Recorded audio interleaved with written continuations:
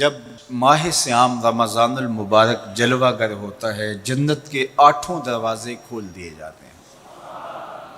جہنم کے دروازے بند کر دیے جاتے ہیں اور شیاطین جکڑ دیے جاتے ہیں۔ اللہ جل شانہ اس موسم رحمت میں خاص عنایات اپنے بندوں پہ فرماتا ہے۔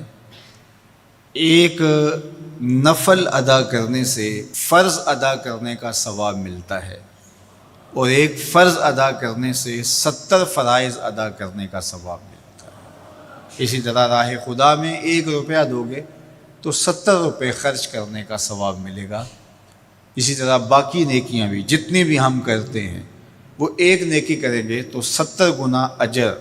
ماہ سیام میں ہمیں نصیب ہوتا ہے۔ اس لیے اہل ایمان کا یہ طریقہ ہے کہ وہ اس مہینے میں کثرت کے ساتھ تلاوت کرتے ہیں، کیونکہ ایک مرتبہ اگر قرآن مجید پڑھ لیا تو 70 مرتبہ قرآن مجید پڑھنے کا ثواب نصیب ہوا۔ ماہ سیام میں چونکہ شیطان بندھا ہوا ہوتا ہے، تو ہم اپنے آپ کو نیکی کی طرف اگر لانا چاہیں تو اتنی رکاوٹیں نہیں ہوتی جتنی عام دنوں میں ہوتی ہیں، لیکن اس کے باوجود بہت سارے لوگ ہیں جو رات کو بڑا پکا ارادہ کر کے سوتے ہیں کہ میں صبح وقت پہ اٹھوں گا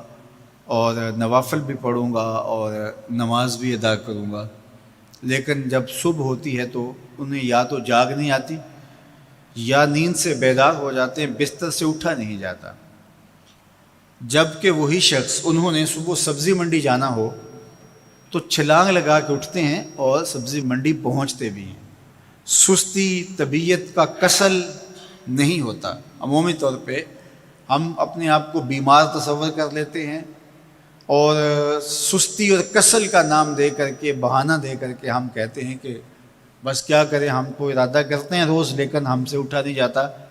بس طبیعت اس طرح کی ہے، کسل ہے، سستی ہے۔ یہ بات ذہن میں رکھیے گا کہ ارادہ کرنے کے باوجود بھی صبح جب ہم اٹھ نہیں پاتے یا کوئی بھی نیکی کا کام ہم کرنے کا ارادہ کرتے ہیں تو ارادہ کرنے کے باوجود ارادہ ہی رہ جاتا ہے، ہم کر نہیں پاتے، تو اس کا سبب یہ ہوتا ہے کہ بہت سارے ہم گناہ کر چکے ہیں اور ان گناہوں کی وجہ سے ہم نیکی کی توفیق نہیں پاتے۔ حضرت حسن بصری رضی اللہ تعالی عنہ نے یہی وجہ اس کی بیان فرمائی ہے۔ تو اس کا بہترین طریقہ یہ ہے کہ توبہ کی جائے، اور توبہ بھی سچے دل سے کی جائے، رو رو کے اللہ سے گناہوں کی معافی مانگی جائے، اور سچے دل سے جب توبہ کی جائے تو پھر سارے گناہ نہ صرف مٹا دیے جاتے ہیں بلکہ ان کو بدل کے نیکیوں میں تبدیل کر دیا جاتا ہے۔ تو ماہ سیام کے اندر پختہ عزم کریں اور اس عزم کو عمل کی شکل دینے کے لیے سچی توبہ کریں کہ ہمارا یہ رمضان اس طرح سے گزرے، یہ مہینہ اس طرح سے بسر ہو کہ ہم اس مہینے میں اللہ تعالیٰ کی قربت حاصل کر لیں، ہم گناہوں سے پاک ہو جائیں اور ہم جو ثمرات ہیں، جو فوائد ہیں اس مہینے کے، وہ ہم سمیٹ سکیں۔ تو یہ وہ مہینہ ہے جس کے انتظار میں میرے اور آپ کے آقا و مولا اپنی آنکھیں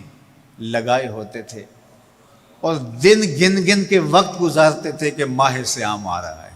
تو اس مہینے کا عزت کے ساتھ، تکریم کے ساتھ، اعزاز کے ساتھ استقبال کرو اور اس کو پلکوں پہ بٹھاؤ، اس کو دل پہ بٹھاؤ۔ اس مہینے کی تکریم یہ ہے کہ اس میں ہر برا کام چھوڑ دیا جائے۔ اگر کوئی شخص برا کام نہیں چھوڑتا اور روزے رکھتا ہے تو میرے اور آپ کے آقا و مولا کا ایک فرمان سن لیجئے، من لم یدع قول الزور والعمل بہ فلیس للہ حاجۃ فی ان یدع طعامہ و شرابہ۔ فرمایا کہ جو جھوٹ اور برے کام نہیں چھوڑتا، اس کے بھوکا اور پیاسا رہنے کی اللہ کو کوئی ضرورت نہیں ہے۔ تو روزہ خوراک بچاؤ مہم نہیں ہے جو چلائی جاتی ہے، بلکہ یہ تزکیہ نفس کا موسم ہے، باطن کی صفائی کا موسم ہے،